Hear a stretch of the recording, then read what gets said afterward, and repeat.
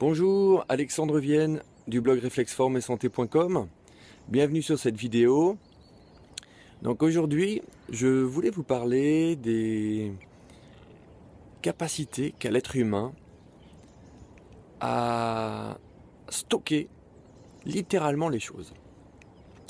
Alors, effectivement, depuis la nuit des temps, l'homme a une capacité, tout comme l'animal, à stocker, c'est-à-dire que pour faire face à des périodes un petit peu plus difficiles, une période hivernale, etc., l'homme était capable de stocker pendant l'été, l'automne, etc., pour faire face un petit peu au manque de nourriture qui allait arriver pour l'hiver.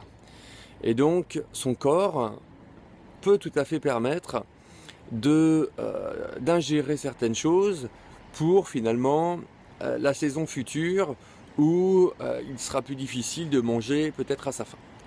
Donc l'homme est capable de puiser dans ses réserves et finalement de faire des réserves. C'est ça vraiment qui est incroyable d'un point de vue naturel, c'est que finalement il est capable de ne pas tout dépenser et de dépenser juste quand il a besoin.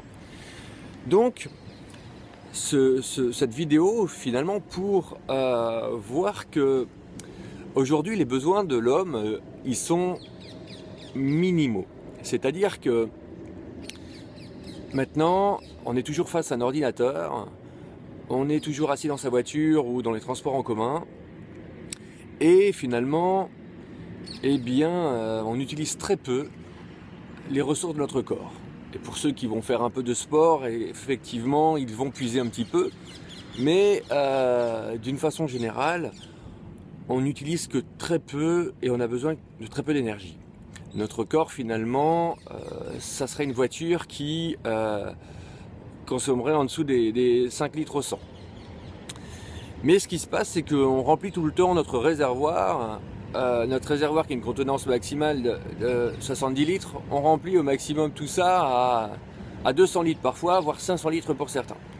Donc ce qui se passe, eh bien, c'est qu'aujourd'hui, d'un point de vue culturel, etc., on a carrément changé notre façon de voir les choses. Et on dit, ah ben voilà, moi je mange parce que c'est vraiment bon, parce que culturellement parlant, c'est important, voilà, je suis de telle région, aussi ou ça.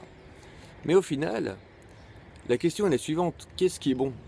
Est-ce que c'est important de dire que c'est bon parce que c'est bon goût? Ok, soit, mais n'est-il pas plus important de dire que c'est bon parce que c'est bon pour la santé?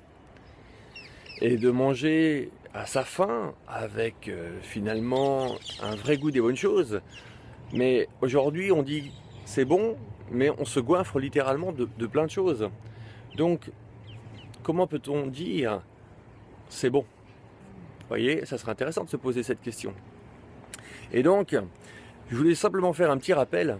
Et le petit rappel est le suivant. Aujourd'hui, il est prouvé que eh bien, 70% des maladies qui touchent l'homme proviennent de sa nourriture et surtout de cette surcharge de nourriture. De cette surcharge de choix que l'on fait, que l'on nous pousse à faire pour finalement dire que c'est bon. Et ces choix, nous les avons faits depuis peu de temps parce que faut pas oublier que, voilà, je prends juste cet exemple, mais aujourd'hui, Noël, c'est une fête où on mange, alors il faut manger un chapon, il faut manger une dinde, il faut manger ci, il faut manger ça, des huîtres, mais ça a été écrit nulle part, hein, et que tout ça, ça vient d'il y a 50 ans. Donc, voilà, on peut s'interroger.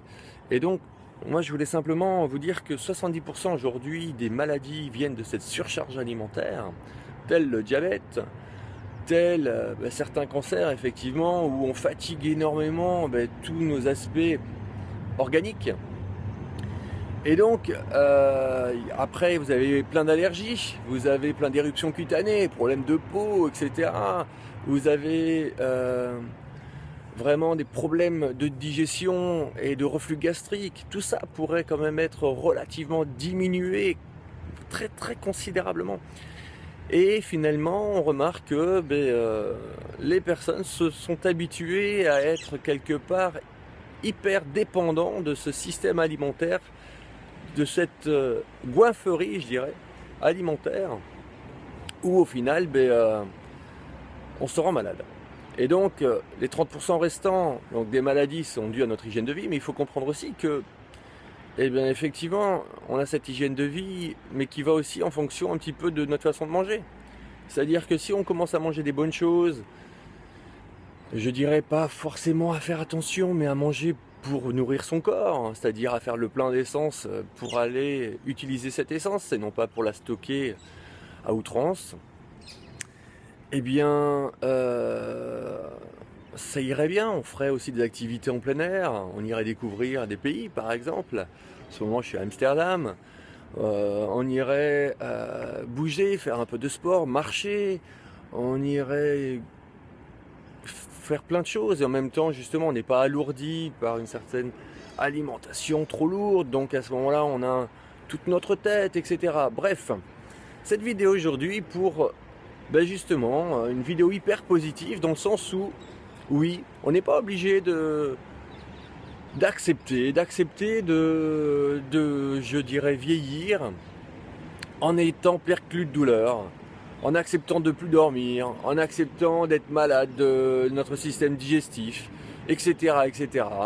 Une vidéo hyper positive avec ce super soleil, justement, une vidéo hyper positive pour vous dire que, eh bien, on n'est pas obligé d'accepter tout, et que on est notre seul juge, et que le seul juge, pourquoi?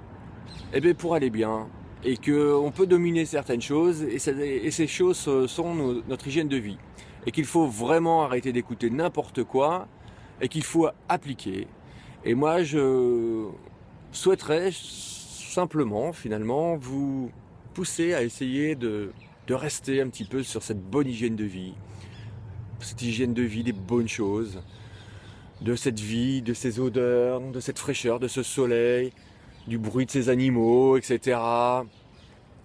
Des bons fruits, des bons légumes, voilà, d'une hygiène de vie simple, sobre, où on est bien, où on communique avec l'autre, et puis où on partage vraiment, et où ces valeurs-là sont vraiment importantes, et où on progresse, hein, tranquillement, avec paix et avec sérénité. Voilà.